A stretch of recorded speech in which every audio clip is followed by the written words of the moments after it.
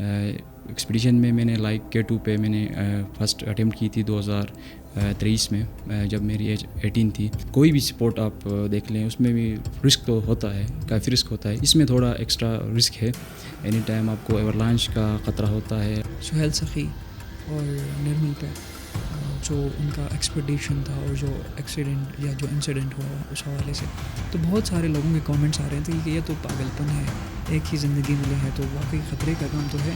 ایسے میں اس طرح کے انسیڈنٹس آپ ماؤنٹینئرس کو خائف کرتی ہیں، ڈر جاتے ہیں آپ لوگ اس طرح سے؟ بالکل، ہم تھوڑے ڈر جاتے ہیں، کیونکہ ہماری فیملیز بھی ہوتی ہے۔ فیملیز کو جب یہ پتہ چلتا ہے کہ وہ بہت ٹینشن میں ہوتے ہیں کہ اس طرح اس کی انسیڈنٹ ہوئی سہیل سخی کی، اور میرا بھائی جیسا تھا، بڑے بھائی کی طرح اس نے ہمیں ٹریٹ کیا ہے ہمیشہ، اور میرا استاد بھی رہا ہے۔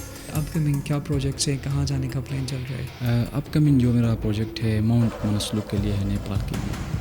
فارنرز آ کے ہمارے پہاڑوں پہ، گلیشیئرس پہ گندگی بہت پھیلاتے ہیں۔ باہر سے آگے لوگ کافی EPIs اس طرح کی چیزیں، بہت ساری کچرے وہاں پہ ہوتے ہیں، سالانہ کوئی 20 ٹن کے حساب سے وہ کچرا وہاں سے گلیشیئروں سے ملتا ہے۔ پھر اس کو آپ ڈیکمپوز کرتے ہیں تو اس کی جو افیکٹ ہوتی ہے وہ گلیشیئر سے افیکٹ ہوتے ہیں۔ السلام علیکم اور آداب عرض ہیں، آپ دیکھ رہے ہیں معیار میڈیا اور میں ہوں سجاد شرما۔ معیار میڈیا کے ایک اور ایکسائٹنگ ایپیسوڈ میں خوش آمدید۔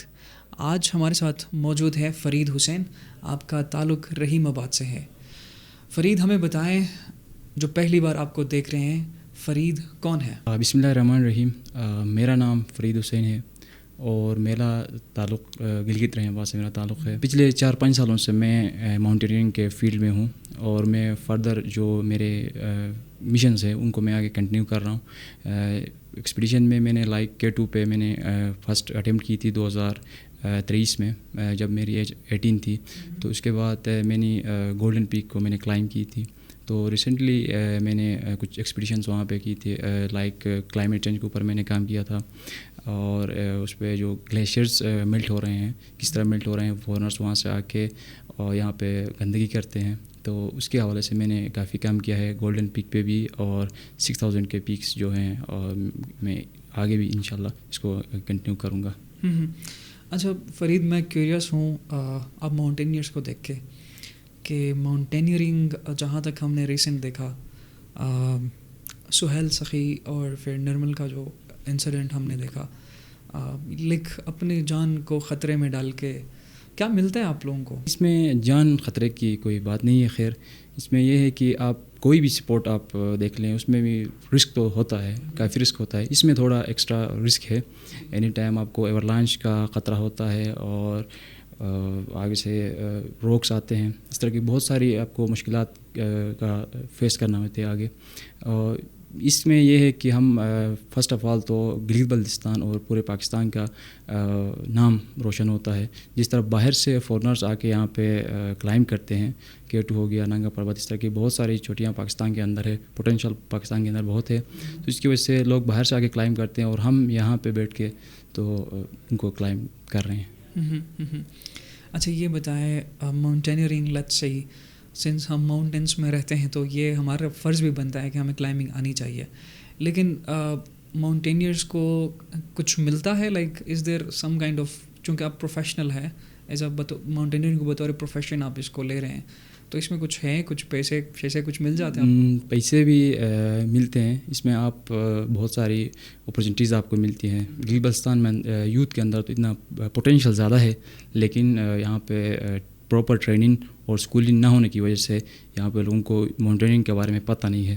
لوگ سیکھنا چاہتے ہیں لیکن ان کو پراپر پاتھ نہیں مل رہا ہے کہ وہ کہاں سے سیکھیں۔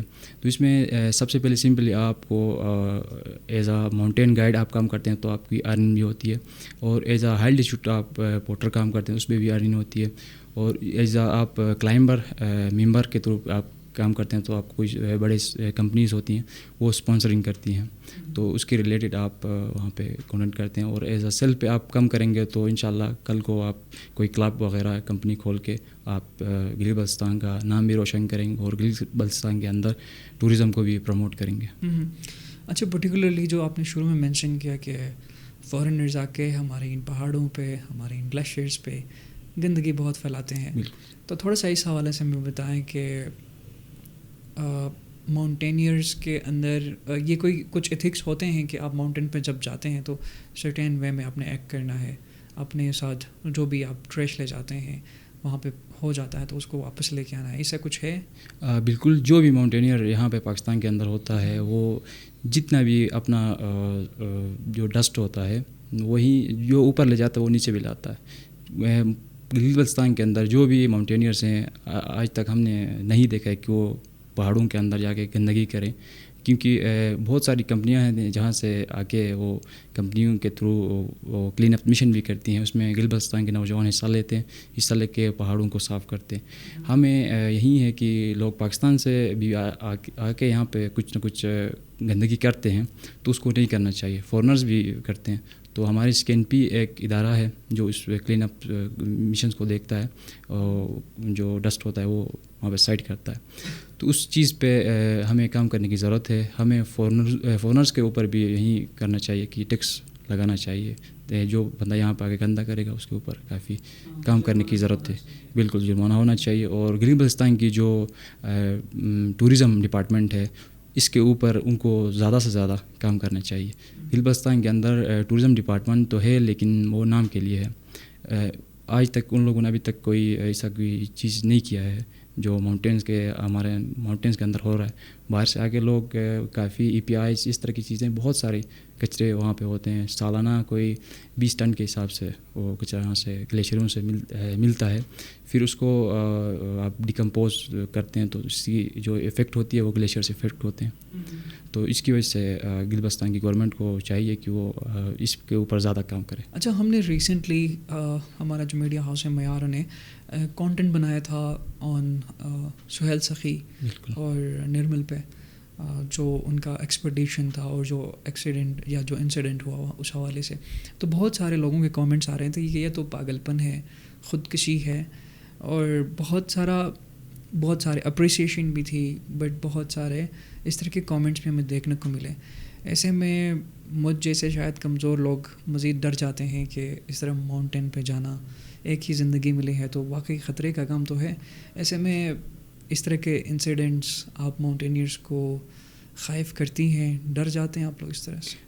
بالکل, ہم تھوڑے ڈر جاتے ہیں کیونکہ ہماری فیملیز بھی ہوتی ہیں. فیملیز کو جب یہ پتہ چلتا ہے کہ وہ بہت ٹینشن میں ہوتے ہیں کہ اس طرح اس کی انسیڈنٹ ہوئی سہیل سخی کی. وہ میرا بھائی جیسا تھا, بڑے بھائی کی طرف سے مجھے ٹریٹ کیا ہے ہمیشہ, اور میرا استاد بھی رہا ہے, تو اس کو میں کافی قریب سے جانتا ہوں. تو اس کی وجہ سے فیملی پریشر زیادہ ہوتا ہے کہ وہ کہتے ہیں کہ آپ نہیں جاؤ. اس طرح کے انسیڈنٹ وہاں پہ زیادہ ہوتے ہیں کہ تھوڑا پریشر ڈیولپ ہوتا ہے, اس کی وجہ سے ہم تھوڑے نروس ہوتے ہیں. ہاں, تو آپ کی فیملی آپ کو اس میں سپورٹ کرتی ہے؟ فرسٹ تو جب میں اس کلائمبنگ کے فیلڈ میں آیا تھا تو فیملی کافی ڈری ہوئی تھی. تو ریسنٹلی پھر اس کے بعد میں نے 6000 میں نے کلائمب کی.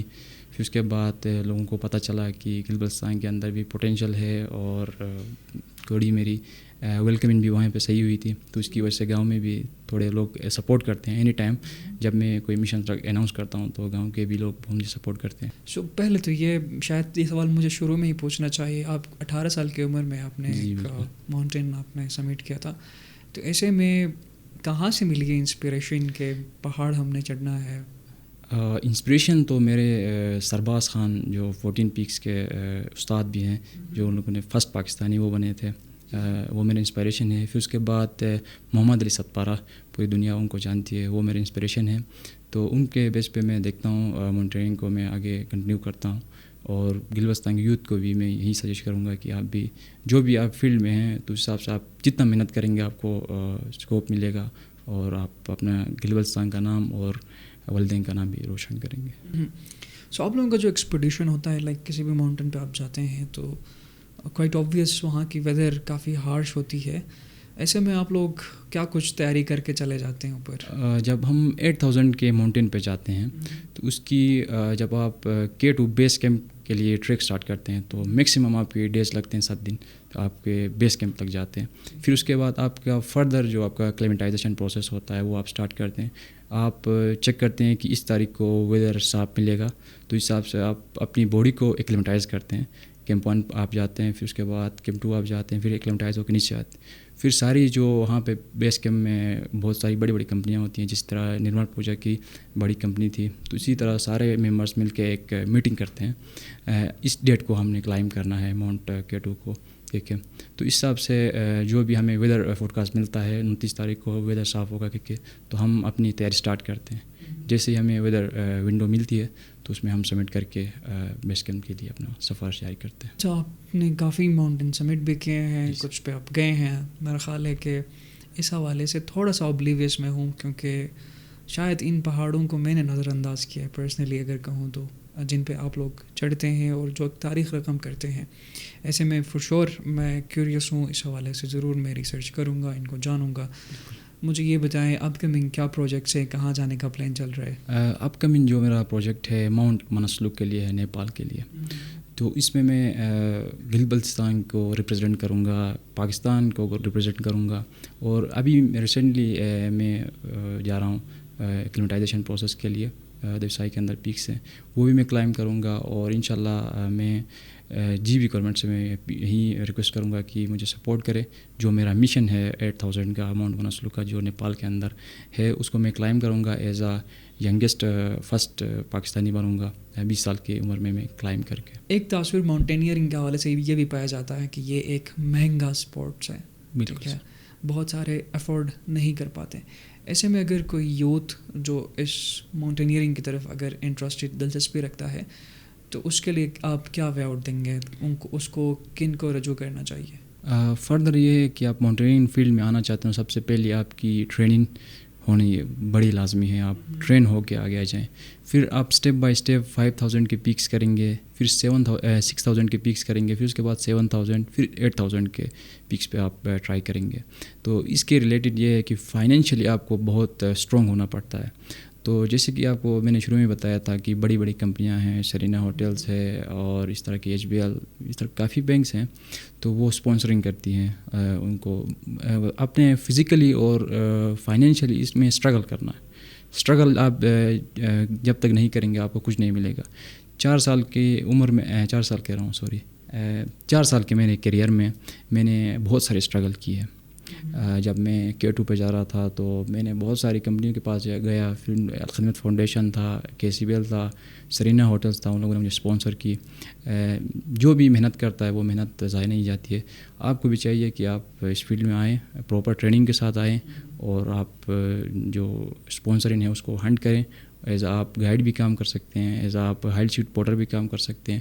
اور گل بلتستان کو فائدہ یہ ہوگا کہ لوگ گل بلتستان پروموٹ ہوگا اور باہر سے لوگ یہاں پہ انٹرسٹڈ ہوں گے، اور فردر گل بلتستان کا نام بھی روشن ہوگا. اچھا، ماؤنٹینئرنگ کے حوالے سے اگر ہم دیکھیں تو میرے خیال سے ریسنٹ جس طرح انسیڈنٹ ہوا، اس طرح سے بہت سارے انسیڈنٹس ہمیں دیکھنے کو ملتے ہیں.